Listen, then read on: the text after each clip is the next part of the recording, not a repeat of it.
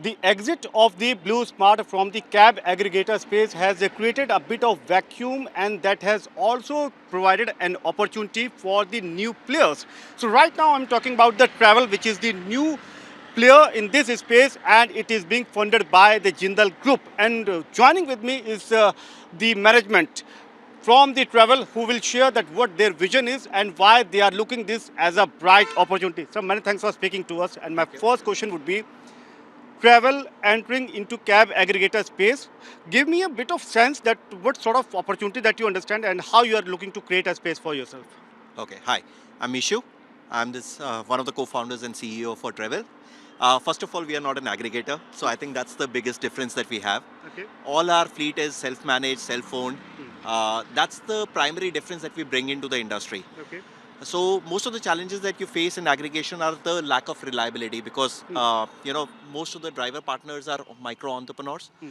They find it really difficult, and they're usually greedy about the fact that they want to pick up the probably the higher paying or something that is more interested Hmm. in terms of rides. So that's what they want to complete. Okay. So what happens is, as a consumer, when you book a ride, you're Hmm. not sure about whether the cab will turn up. You're not sure about whether first cab will turn up, second cab will turn up, or third cab. Hmm. You're rushing for a meeting or maybe an airport transfer, and there's a lot of uncertainty which is involved in this. Absolutely.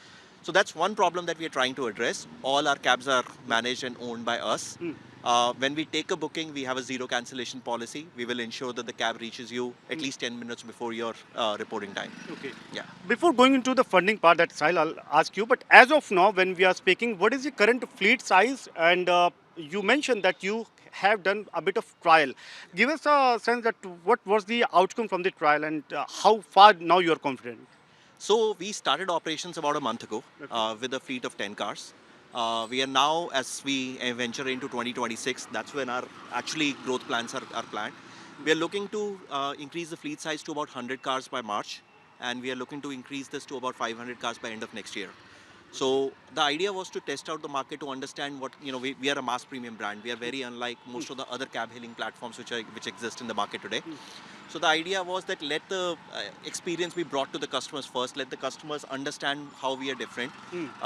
Not just about the cab, it's also about the experience of drivers, how courteous they are. So a lot of training has gone into this. A lot of efforts have gone into training them. Okay. The feedback has been phenomenal. It has been very motivating.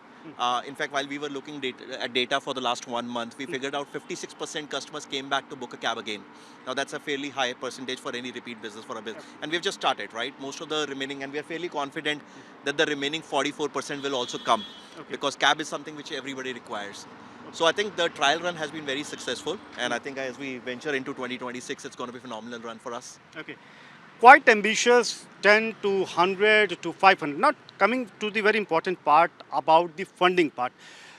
What sort of investment that you have put in, and to scale up the operations, how you are looking to support it? So initially we've done our funding in terms of whatever the founders round we've done. So we plan to increase the funding in the coming time. Also, as we say, it's a startup. So in startups we do raise funds, and we are opening our round in first week of Jan. It's about $1 million round, in which that is the plan, whether it's the cars, the operations, the tech. We want to ensure that, there's no compromise in terms of what we are offering. Whether we are at 10 cars or we are at 5,000 cars, we want the customer experience to remain same.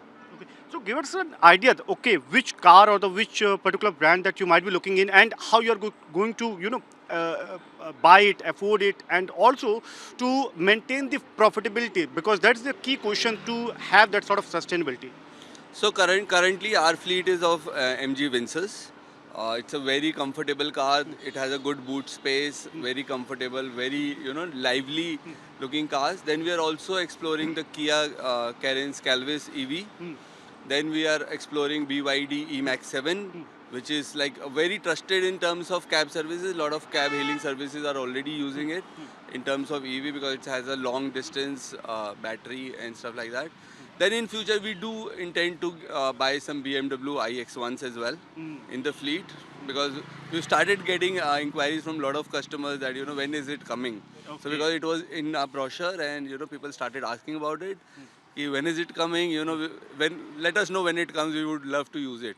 From MG Motors to BMW profitability, how you're going to maintain it? So I think India as a market is maturing fairly fast. Okay. Right. Okay. There is one of the biggest advantages that we have in this country is also the population, right? Okay. And there's a mass premium which already exists, and then there's also a very strong, very significant mass in terms of premium customers as well. Okay. Uh, a lot of customers, depending on their use case, Hmm. use different vehicles today to actually transport from one place to another, right? Let's say there's a customer who has been hiring this cab for the last couple of weeks already. They've come back for hourly rentals couple of times.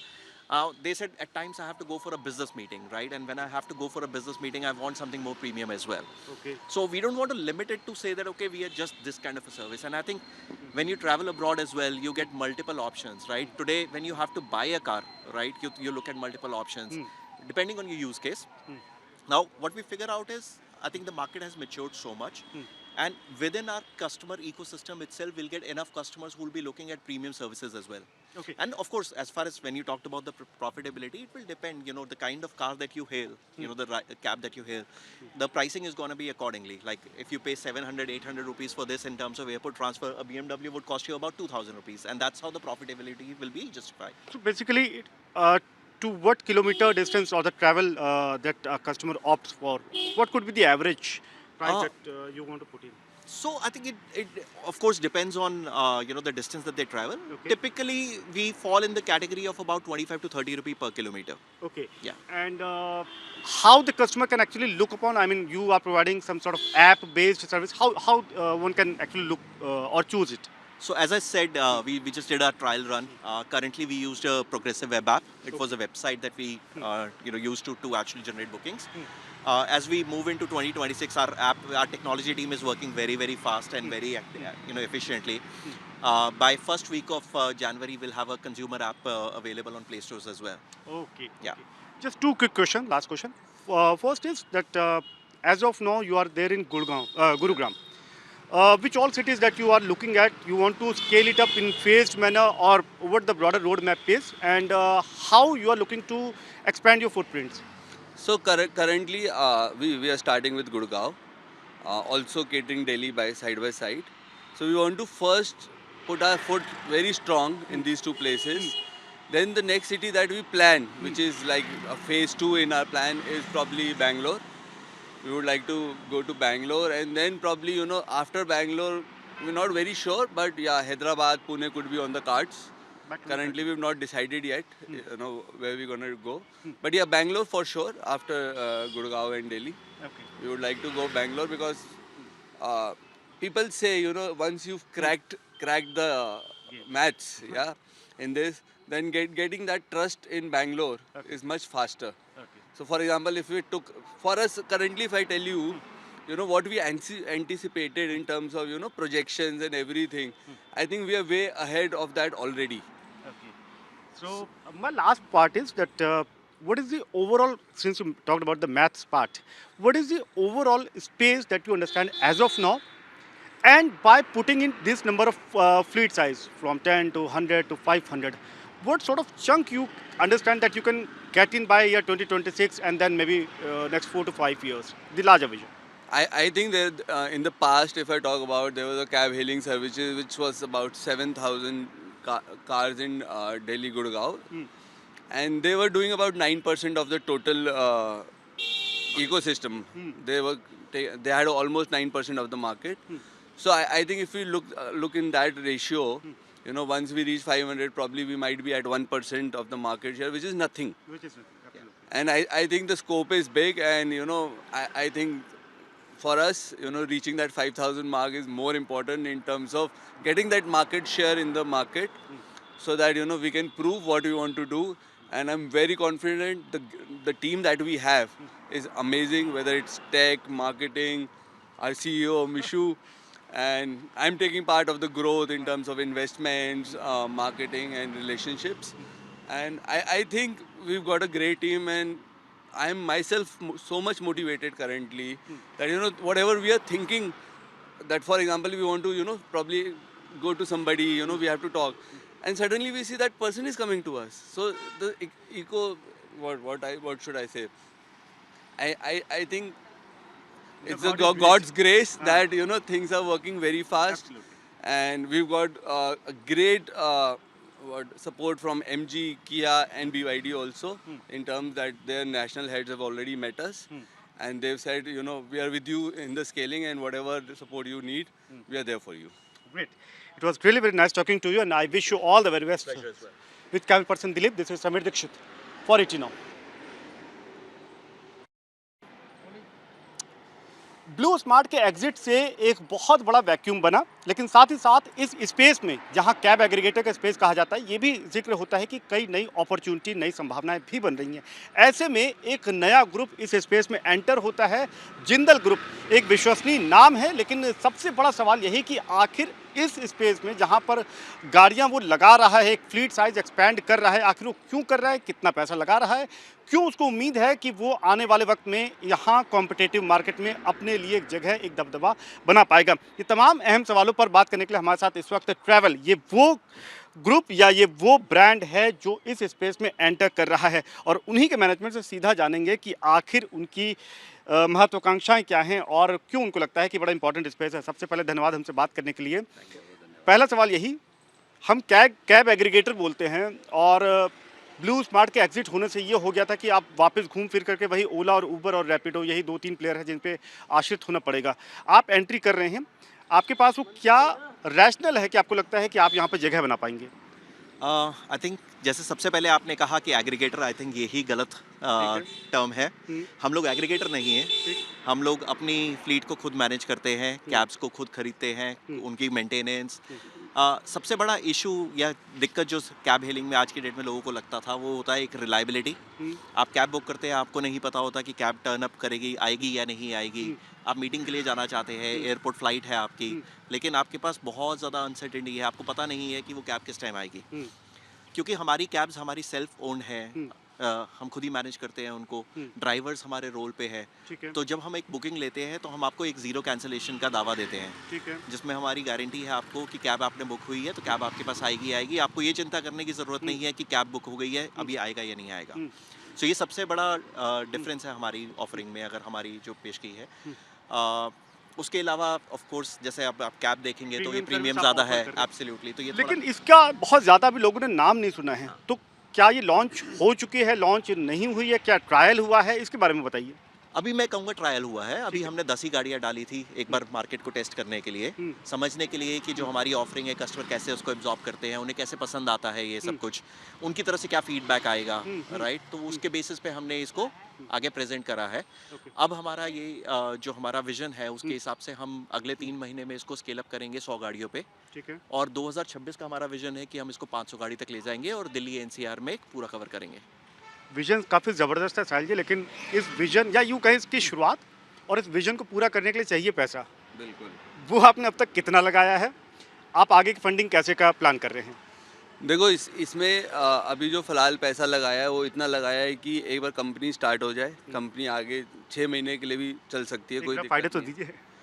देखो हमने अभी मोटा मोटी सबने, अगर मैं बात करूँ कि जितने हम फाउंडर्स हैं सबने मिला के कुछ 80-1 लाख रुपए डाला है कंपनी के अंदर, और उससे ये किया है कि भाई जैसे गाड़ियाँ ली है, अभी सारी गाड़ियाँ हमने बैंक से ली है, लोन पे ली है, तो EMI पे है, ठीक है। तो ऐसा नहीं है कि एकदम प्रेशर है किसी चीज़ का हमारे ऊपर। और हमारा मन ये है कि भाई आगे जाके कुछ गाड़ियाँ हम अपनी भी लगाएंगे, कुछ हम लीज पे भी ले सकते हैं गाड़ियाँ, बहुत कंपनियाँ लीज पे देती है। फ्लीट बढ़ाने के लिए वो सबसे इजी काम होता है, फास्ट ग्रोथ के लिए अगर बात करें। दूसरा, मैन्युफैक्चरर्स से हमारे को बहुत सपोर्ट है, ठीक है, कि प्राइसिंग पॉइंट ऑफ व्यू से, सर्विस पॉइंट ऑफ व्यू से। और अभी जनवरी में हम अपना जैसे स्टार्टअप है, मतलब स्टार्टअप इकोसिस्टम में आ गया हूँ मैं अब, तो मुझे ऐसा लगता है कि अभी हम मुझे नहीं लगता, मतलब हम स्टार्टअप के लिए फंडिंग का राउंड खोल रहे हैं अभी, अबाउट 1 मिलियन जो 9 करोड़ रुपए होता है उसका राउंड खोल रहे हैं, जिसकी कमिटमेंट्स भी हमारे पास ऑलरेडी आई हुई है। मतलब लोग उत्सुक है हमारे साथ जुड़ने के लिए, और कहने के लिए, पैसा लगाने के लिए। आपको क्या लगता है कि ब्लू स्मार्ट का जाना, इसकी वजह से आपको लगा कि नहीं मैं एंटर कर सकता हूँ, मेरे लिए स्पेस बन सकता है, या आपको ऐसा क्या लगा कि आप इस स्पेस में आकर के पैसा लगा रहे हैं, भले ही आपने 10 लाख भी लगाया, लेकिन आपको लगा कि नहीं ठीक है, I test it, I take this risk, तो किसी का एग्जिट से वो प्रोबेबिलिटी बनी आपको लगी, या आपको क्या रैशनल नजर आए? लोगों को ना हर जगह यही लगता है कि एकदम से ब्लू स्मार्ट चले गया हाँ, तो हम आ गए। हाँ, ऐसा नहीं है। ठीक है। ठीक है, तो ये प्रपोजल मैं और मिशु हम लोग लास्ट ईयर डिस्कस कर रहे थे नवंबर में। अच्छा। जब ब्लू- तक ये ब्लू स्मार्ट का हाँ। कुछ फियास्को भी नहीं हुआ था। Okay. जो हाँ। सो बेसिकली हमारा आइडिया ये था उस टाइम पे कि एक प्रीमियम सर्विस को लेके आया जाए। ठीक है। तो मेरे साहिल से हम बात कर रहे थे इनके घर पे बैठे हुए, तो हम यही डिस्कशन कर रहे थे कि हम एयरपोर्ट कैब जब लेते हैं तो क्या क्या चीज़ें मिसिंग लगती है, और कोई भी उस चीज़ को एड्रेस करने की कोशिश नहीं कर रहा है, चाहे वो प्रीमियमनेस हो, चाहे सेफ्टी हो, चाहे वो पंक्चुअलिटी हो। तो साहिल और मेरी ये डिस्कशन स्टार्ट हुई, वहाँ से हमने बात करनी शुरू करी। तो अगर मैं ये मानूं कि ठीक है ब्लू स्मार्ट नहीं था, लेकिन ब्लू स्मार्ट एक बहुत स्ट्रॉन्ग प्लेयर बन गया था, खासकर अपने फ्लीट साइज के दम पर, जो तकरीबन 7,000 उसके पास गाड़ियां थी। अब आप जब 100 से 500 तक का सफ़र देख रहे हैं, आने वाले 4 से 5 सालों में आपको क्या लगता है कि एक दमदार पोजीशन बनाने के लिए कितनी गाड़ियां होनी चाहिए आपके पास, और मार्केट स्पेस किस तरीके का होना चाहिए? क्या विजन लेकर के चल रहे हैं? देखो, हमारे को ये लगता है कि अगर विजन की बात करें तो आज के डेट में मेरे ख्याल से कहते हैं विजन 2030 की बात करते हैं। मोदी जी भी बोलते हैं वही चीज़, तो हम भी वही करते हैं। तो हमारा टारगेट ये है कि विजन 2030 में कम से कम 5,000 गाड़ियाँ होनी चाहिए हमारे पास। ठीक है। दिल्ली एनसीआर में होनी चाहिए। ठीक है। और फिर धीरे धीरे एक्सपैंड करेंगे जैसे जैसे हमारी रिक्वायरमेंट आती जाएगी। मतलब एक बार देखो, कहते हैं ना 0 to 1 is a problem, 1 to 100 is not. Not an issue. तो अब हम 1 to 100 के बीच में है इस टाइम पे, और हमें लगता है कि हमारा जो ट्रायल रन हुआ, सारी चीज़ें हुई, कस्टमर ने बहुत अच्छा फीडबैक दिया। मतलब हमने कई जनों से ना सुन के, मैं आपको एक छोटा सा एग्जांपल देता हूँ इसमें। तो मैंने ना अपने ब्रदर के लिए कैब बुक करी। ठीक है, वो जनरली कैब वगैरह में जाता नहीं है, तो एयरपोर्ट उसको जाना था, तो मैंने उसको बोला ये ट्राई कर, और मम्मी को साथ में लेके जाना। मम्मी भी ट्रैवल कर रही थी, और मम्मी को आइडिया नहीं था ट्रेवल का कि ये अपनी घर खुद से ही पैसा लगा हुआ है। घर की कंपनी है। तो ठीक है, गए एयरपोर्ट। जब वो एयरपोर्ट पहुंच गया तो मेरे क्यूरियोसिटी थी ना मेरे को पूछने की, feedback? मैं व्हाट इज़ द फीडबैक। कहता है भैया ये आज तक का मेरा बेस्ट कैब एक्सपीरियंस था। और मम्मी ने ये बोला कि कैब भी ऐसी होती है। मतलब अब वो मैं मतलब ठीक है, पब्लिक फीडबैक दे रही है, जो घर वाले फीडबैक दे सकते हैं ना, वो सबसे इम्पोर्टेंट है। गेम चेंजर के तौर पे काम करता है। आई बिल्कुल। थिंक मेरे लिए भी एक चैलेंज था जब हम लास्ट ईयर सोच रहे थे। तो जैसे हम दोनों की बेटी साथ में पढ़ती है, तो मेरी बेटी करीब 16 साल की है। उसको मैंने आज तक कैब पे नहीं भेजा था, चाहे वो कोई भी और हो। हाँ, तो वो कभी कॉन्फिडेंस नहीं आया था। तो हमने सोचा क्या हम एक ऐसी कैब सर्विस क्रिएट कर सकते हैं जहाँ पे हम अपने बच्चों को भेज सकें, राइट। तो उसके लिए क्या क्या करना होगा, ड्राइवर्स को हमें ठीक से ट्रेन करना पड़ेगा, उनको रिस्पेक्टफुल होना समझाना पड़ेगा, ट्रेनिंग मॉड्यूल्स क्रिएट करने पड़ेंगे। उसके अलावा कुछ फीचर्स हैं हमारी कैब्स में, जैसे इन डैश कैम्स है, तो वो रिकॉर्ड करते हैं, इंश्योर करते हैं कि आपकी सेफ्टी रहे। बहुत से ऐसे अब लोग कस्टमर, सो मेरी बेटी जाती है, ट्रैवल करती है अब इसके कैब में। उसके अलावा हमारे पास कई ऐसे कस्टमर्स आए हैं जिन्होंने अपने ओल्ड मॉम डैड को भेजा है। वो ये उनका फीडबैक यही था कि यहाँ पे पहली बार हमें सेफ हुआ, ऐसा चिंता नहीं हुई हमें भेजते हुए अपने पेरेंट्स को या अपनी वाइफ को रात को ऑड आवर्स में भी कोई दिक्कत नहीं हुई। इनफैक्ट एक कस्टमर थे, उन्होंने अपने मॉम डैड को सुबह सुबह अर्ली मॉर्निंग 4 बजे भेजा एयरपोर्ट पे, क्योंकि वो उनकी बेटी आ रही थी, तो उनको जाके लेके आना, और विदाउट हैविंग अ वरी। ऐसा नहीं था कि वो हमें जानते थे, पर हमारी जो कमिटमेंट है या जिस तरह के हमारे फीचर्स है, उससे उनको एक कॉन्फिडेंस आया कि भाई दिलचस्प बात यह है कि नॉर्मली लोग कस्टमर से फीडबैक लेते हैं, यहाँ घर से भी फीडबैक लिया जा रहा था लगातार चोरी छुपे। 2-3 सवाल और समझ लेते हैं कि अब जब आप जिस गाड़ी पर इतना दम बता रहे हैं, तो शुरुआती दौर में क्या कुछ प्लान है कि कुछ स्पेसिफिक मॉडल की ही कार आप रखेंगे? ऐसा इसलिए क्योंकि जो जिन्होंने एग्जिट रूट लिया, उनका एक पर्टिकुलर मॉडल की कार थी जो उन्होंने सबसे ज़्यादा इस्तेमाल करी। तो आपका जो फ्लीट साइज़ फ्लीट में गाड़ियाँ रहने वाली हैं, उसके लिए क्या रोड मैप रहेगा?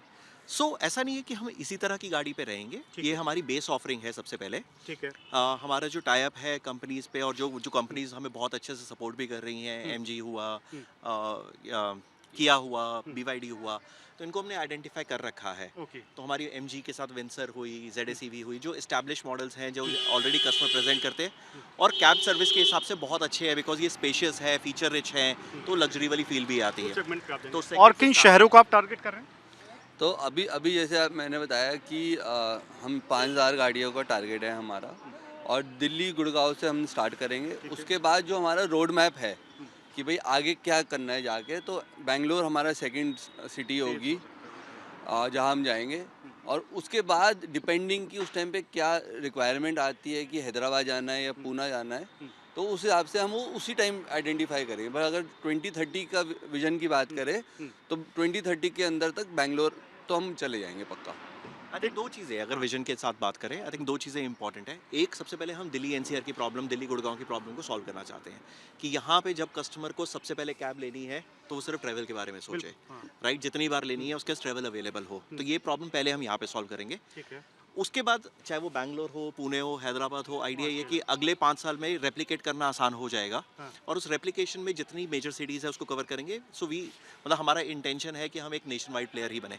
एक अच्छा, मान लीजिए मुझे इसको बुक करना है तो एक एवरेज प्राइस क्या रह सकता है जिसमें मैं ये जिस सर्विस का आप जिक्र कर रहे हैं कि काफ़ी प्रीमियम रहेगी, I can actually look upon it. अगर मैं आपसे पूछूं, अगर आपको एक पॉइंट से दूसरे पॉइंट जाना है और 3-4 किलोमीटर ट्रैवल करना है, आपको क्या लगता है कि कितना जस्टिफाइड प्राइस होना चाहिए शुरू में? कस्टमर से आप मत पूछिए, कस्टमर हमेशा कहेगा जो सबसे लीस्ट है भाई, कस्टमर के लिए तो जो सबसे कम है वही अच्छा है। लीस्ट के लिए तो मार्केट में ऑलरेडी प्लेयर है, प्रीमियम की बात करते हैं। ओके तो हमारे लिए हमारी प्राइसिंग स्टार्ट होती है 199 रुपीज़ पे। ओके, हाँ, फॉर तो average 3 to 4 5 kilometres, Up to 5 up to 5 kilometres जो पहले आपका मिनिमम पेस है, और उसके बाद ऑफ कोर्स आपके डिस्टेंस पे बेस करता है, बाकी कई पैरामीटर्स होते हैं, पीक आवर है, नॉन पीक आवर है, उसके हिसाब से। पर हमारे यहाँ सर्च प्राइसिंग नहीं होती है। एक और अनसर्टेनिटी है। जब हम अपना रिसर्च कर रहे थे, बहुत लोगों ने फीडबैक दिया कि हम बुक करते हैं तो कुछ और दिखाता है, जब तक हम पहुँचते करते हैं, हैं पॉइंट तो करते हैं तो 200, 400, 500 में बढ़ जाता है। ये सबके साथ एक्सपीरियंस हुआ है। तो हमारे केस में जो हमारी ऐप पे आएगा, जो फिगर आएगा, वही फिगर आपको देना है। ऐसा नहीं कि वो चेंज हो जाएगा रास्ते में, कि ड्राइवर ने लंबा रास्ता ले लिया या कुछ चेंज हो गया। कुछ भी होगा, आपका एक फिक्स प्राइसिंग है जो आपको पहले पता था कि आप ये पे कर रहे हैं। ग्रीवियंस रिड्रेसल के लिए भी आपने कुछ मैकेनिज्म डेवलप किया? सो हमने सारे मैकेनिज्म्स, इसीलिए टेस्टिंग कर रहे थे मार्केट में, हाँ। सारे मैकेनिज्म बिल्ड करे। हम ना एक कंज्यूमर टेक ब्रांड है, ठीक है, तो हमारा सारा काम जो है वो B2C है। ठीक है। तो चाहे वो कस्टमर्स की ग्रीवेंसेस हो, चाहे उनको सपोर्ट चाहिए हो, चाहे हेल्पलाइन नंबर हो, तो हर चीज़ बिल्ड हो रही है with in the team. Even हमारी जो ऐप है जिस पे टेक्नोलॉजी पे हम इतना इन्वेस्ट कर रहे हैं, वो भी हमारा within the team in house ही हो रहा है। हम उसको कहीं आउटसोर्स करा के नहीं कर रहे हैं। ओके, तो हम प्योर B2C ब्रांड है, जिस तरह से हम कस्टमर को फेस करेंगे, इंश्योर करेंगे कि कस्टमर की प्रॉब्लम्स को जो है एड्रेस कर सके टेक्नोलॉजी को यूज़ करके। आखिरी में लॉन्च कब होगा ट्रेवल ट्रेवल? तो ट्रेवल तो 1 महीने से लॉन्च हो चुका है। तो आपने कहा वो ट्रायल है, तो I mean full trial- flash form में हम कैसे देखेंगे कि सभी लोग इसको एक्चुअली ऑप्ट कर? सो जैसे हमारा ऐप आ जाता है, मतलब हम टारगेट तो था कि क्रिसमस तक लॉन्च करेंगे, हाँ। But I think last moment में थोड़ा थोड़ा होता है। तो आई थिंक न्यू ईयर जिसको हम कहते हैं, 1 तारीख से हमारा ऐप लाइव होगा, ठीक। ऐप स्टोर पे भी, गूगल प्ले स्टोर पे भी। ओके, तो टेक्निकली अगर वैसे बात करें तो ये चालू है, ठीक है। ठीक है, बुकिंग आ ही रही है। मतलब ऐसा नहीं है कि हम ये बोलेंगे कि गाड़ी अपना काम नहीं कर रही है, बिल्कुल कर रही है। और मास देखो, मास में जाने के लिए ना, फिर जैसे जैसे फ्लीट हमारी बढ़ती जाएगी तो ऑटोमेटिकली वो एक कस्टमर के बेस और बढ़ता जाएगा। शुक्रिया हमसे बात करने के लिए। और आप एक चीज़ और मैं आपको बताता हूँ 1 महीने के ऑपरेशन में, जिसको अगर आप ट्रायल रन कहते हैं, ठीक है, तो हमने मोटा मोटी 300 राइड करी है, ठीक है, ठीक है, जिसमें से 115 यूनिक कस्टमर्स थे। ओह, तो अगर इतना प्यार मिला है हाँ, और लोग एक बार यूज़ करके दोबारा यूज़ कर रहे हैं, हाँ। तो मेरे को तो लगता है फ्यूचर बहुत ब्राइट है। आपकी खुशी बता रही है कि आप काफ़ी एक्साइटेड है और जिस तरीके का पॉजिटिव फीडबैक आपको मिल रहा है, उम्मीद करते हैं कि जो इनके एस्पिरेशंस है वो ज़रूर पूरा हों। कैमरामैन दिलीप के साथ समीर दीक्षित।